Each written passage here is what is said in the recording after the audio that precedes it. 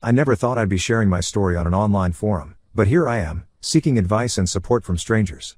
My name is Alex, 24M, and the past few months have been a whirlwind of emotions and life-changing events.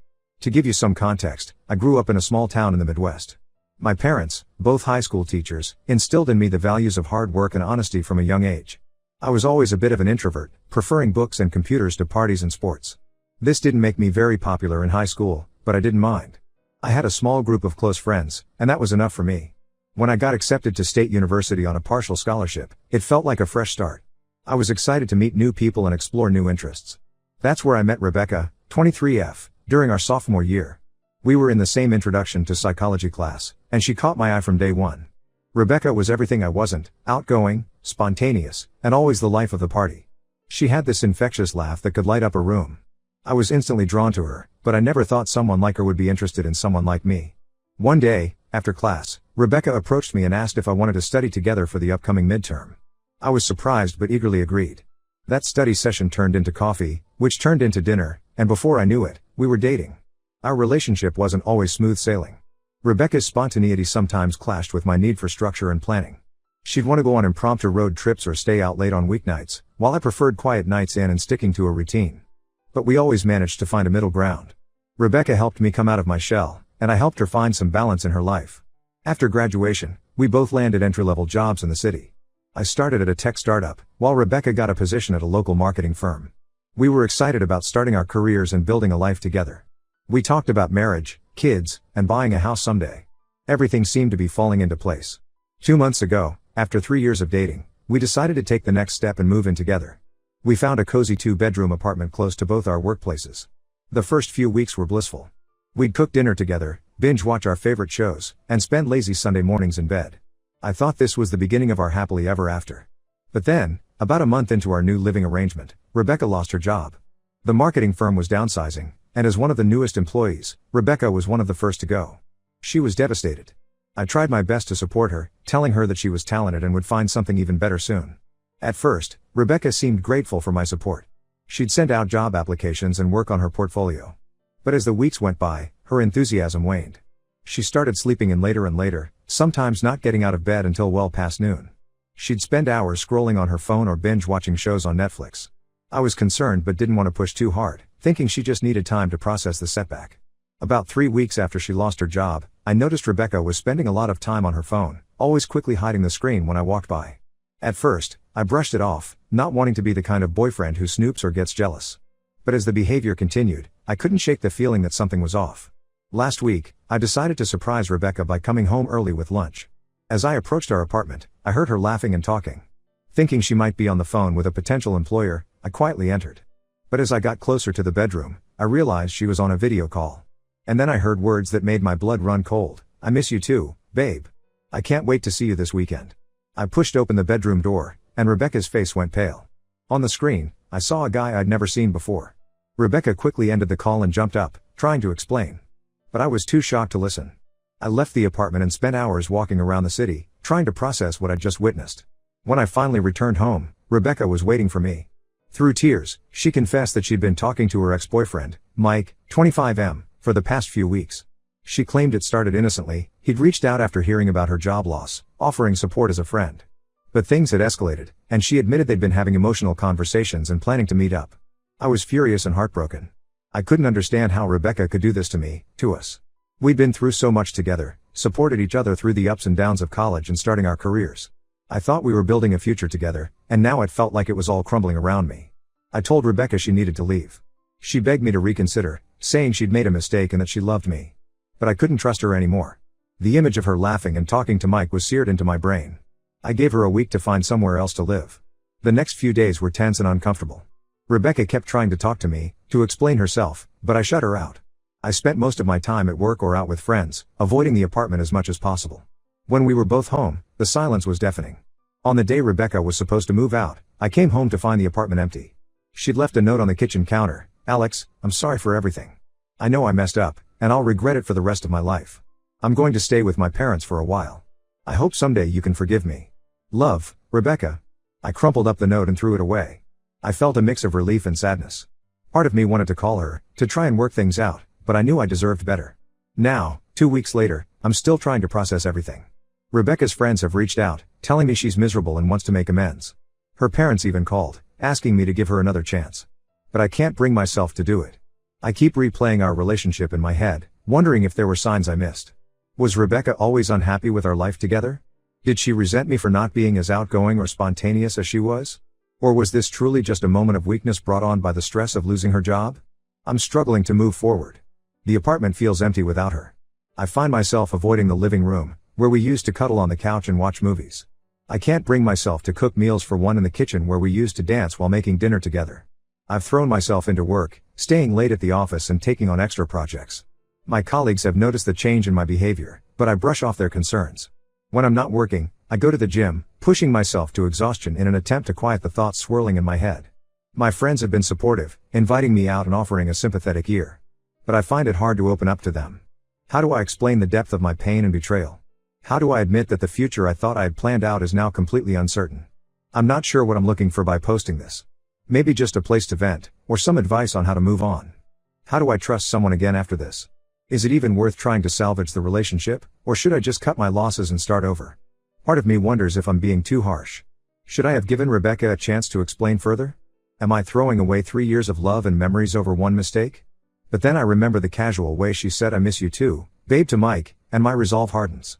I know I'm young, and logically, I understand that there's plenty of time to find love again. But right now, the future feels daunting and lonely. I had built so many of my plans and dreams around Rebecca, and now I have to figure out who I am and what I want on my own. Any advice or words of encouragement would be greatly appreciated. How do I move forward from here? Update 1. It's been a month since my last post, and I want to thank everyone who commented and offered support. Your words really helped me during a difficult time. A lot has happened since then, and I felt it was time for an update. After much consideration and encouragement from friends and family, I decided to meet with Rebecca to hear her out. We agreed to meet at a neutral location, a small coffee shop downtown that neither of us had been to before. I arrived early, my stomach in knots as I waited for her. When Rebecca walked in, I was struck by how different she looked. Her usual confident demeanor was gone, replaced by a nervous energy. She looked tired, with dark circles under her eyes, and she'd lost weight. For a moment, I felt a pang of concern, but I quickly reminded myself why we were there. We ordered our coffees and found a quiet corner to talk. Rebecca started by apologizing again for her actions. She tried to explain herself, saying that losing her job had hit her harder than she realized. She felt like a failure, unworthy of my love and support. Reaching out to Mike was a way of escaping those feelings, of connecting with someone who knew her before the pressures of adult life. She swore that nothing physical had happened between them and that she'd realized her mistake before their planned meeting. She said she'd been too ashamed to come clean to me, hoping she could end things with Mike without me ever finding out. I listened to her explanation, my emotions swinging wildly between sympathy and anger. Part of me wanted to comfort her, to tell her that her worth wasn't tied to her job. But another part of me couldn't get past the betrayal. I told Rebecca that while I appreciated her honesty, the trust between us was broken. I couldn't see a way to rebuild it. The image of her talking to Mike, the casual babe she'd used, was seared into my memory. How could I ever feel secure in our relationship again? Rebecca broke down crying, begging for another chance. She promised to go to counseling, to be completely transparent with her phone and social media. She said she'd do anything to regain my trust. But I stood firm. I told her that we both needed time apart to grow and heal. After our meeting, I felt a strange mix of emotions. There was sadness, of course, but also a sense of closure. It wasn't easy, but I knew I'd made the right decision for myself. A week after meeting Rebecca, I received a surprising call. It was from Mike, Rebecca's ex.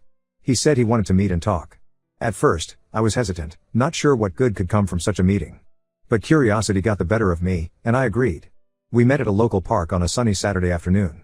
Mike looked nervous as he approached me, his hands shoved deep in his pockets. He started by apologizing for his role in the situation. Then he dropped a bombshell. Rebecca had been lying about the extent of their relationship.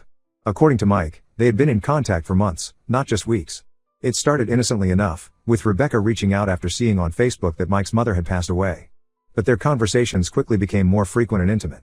They had met up several times when I was at work or out with friends, usually just for coffee or lunch, but once for dinner and drinks. Mike showed me text messages and photos as proof. There were selfies of them together at a local bar, messages planning their meetups, and even some flirtatious exchanges that made my stomach churn.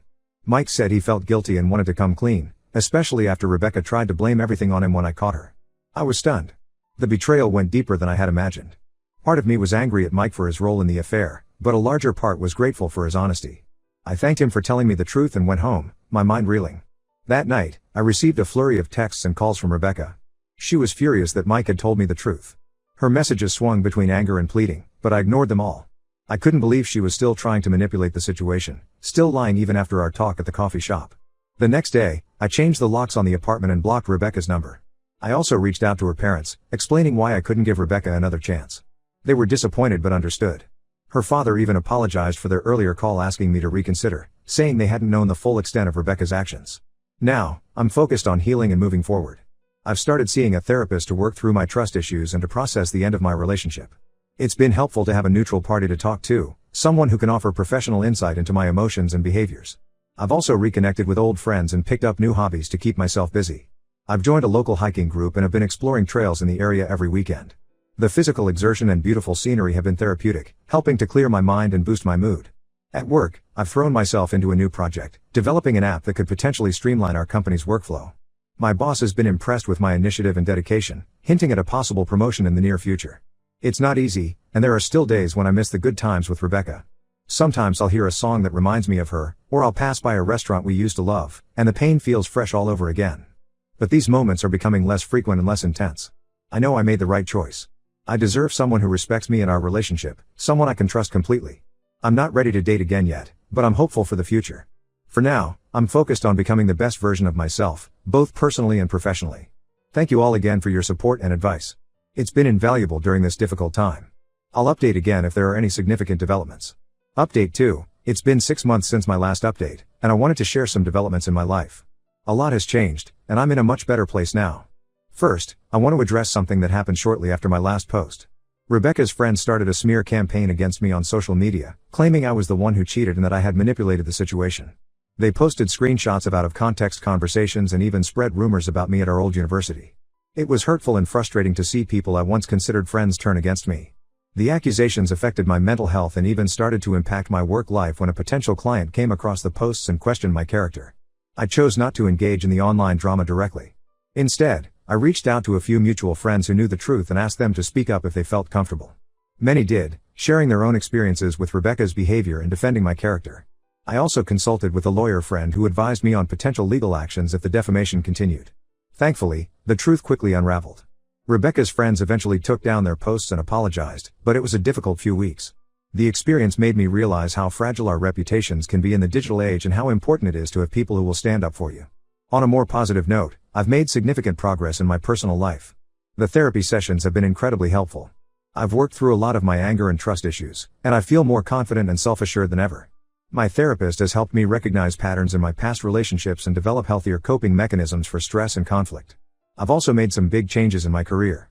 The stress of the breakup and the subsequent online drama made me realize how unhappy I was in my job.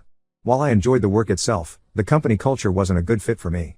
With the support of my therapist and friends, I decided to take a leap and start my own business. It wasn't an easy decision.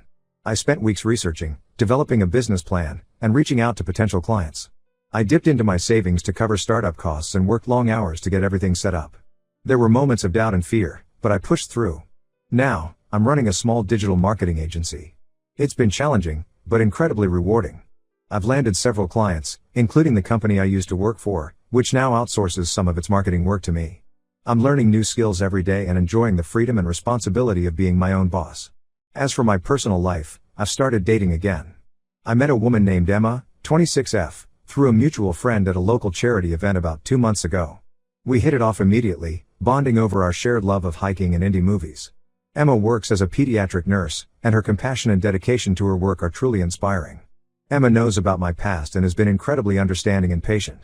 We've had open conversations about trust and communication, and she's respectful of my boundaries. It's still early days, but being with Emma has shown me what a healthy relationship should feel like. There's mutual respect, support, and trust. I've had no contact with Rebecca since the incident with her friends. However, last week, I ran into her parents at a local restaurant. It was awkward at first, but they were kind. They told me Rebecca had moved to another city for a fresh start. I wished her well and meant it. The anger I once felt has faded, replaced by a sense of gratitude for the lessons I learned from that experience. Looking back, I can see how much I've grown in the past 8 months. The betrayal and heartbreak were painful, but they led me to make positive changes in my life. I'm proud of how far I've come and excited about what the future holds. I'm taking things one day at a time, focusing on my business, my personal growth, and my budding relationship with Emma. While I'm cautiously optimistic about where things might lead with her, I'm also content with where I am right now. Thank you all for your support throughout this journey. Your advice and encouragement have been invaluable. Update 3. It's been a year since my original post, and I felt it was time for a final update. Life has a funny way of surprising you, and the past few months have been no exception. Emma and I are still together, and our relationship has only grown stronger. We recently took a big step and moved in together. It was a decision we didn't take lightly, given my past experience, but it felt right. We had many long conversations about expectations, finances, and how to maintain our individuality while sharing a space. Living with Emma has been amazing. We complement each other perfectly, and our home is filled with laughter and love. We've established routines that work for both of us, like Sunday morning brunches and weeknight yoga sessions. At the same time, we make sure to give each other space for our individual interests and friendships. My business has taken off beyond my wildest expectations. We've landed several big clients, and I've had to hire a small team to keep up with the workload. It's challenging managing employees and juggling multiple projects, but I love every minute of it. The sense of accomplishment I feel is indescribable. Last month, we were featured in a local business magazine as one of the top emerging companies in the area. It was surreal seeing my face and my company's story in print. I couldn't help but think about how different my life was just a year ago. Now, for the unexpected twist. About a month ago, I received a letter from Rebecca. At first, I was hesitant to open it, but curiosity got the better of me. In the letter, Rebecca apologized again for her actions and shared that she had been going through intensive therapy. She didn't ask for forgiveness or to reconcile, which I appreciated. Instead, she wanted to let me know that she understood the pain she had caused and was working on becoming a better person. The letter brought up mixed emotions, but surprisingly, I felt a sense of closure. I showed it to Emma, who was incredibly supportive. We discussed it, and I decided to write a brief, polite response, wishing Rebecca well in her journey of self-improvement. This experience has made me reflect on how far I've come. A year ago, I was heartbroken and lost. Now, I'm in a loving relationship, running a successful business, and more confident than ever. The betrayal I experienced was painful, but it led me to where I am today. I'm grateful for the support I've received from this community throughout this journey. Your advice and encouragement helped me through some of my darkest moments. To anyone going through a similar situation, know that it does get better. Trust yourself, focus on your own growth, and don't be afraid to open your heart again when the time is right. As I close this chapter of my life, I'm filled with optimism for the future. Emma and I are talking about long-term plans, including the possibility of marriage down the line. My business continues to grow, and I'm excited about the opportunities ahead.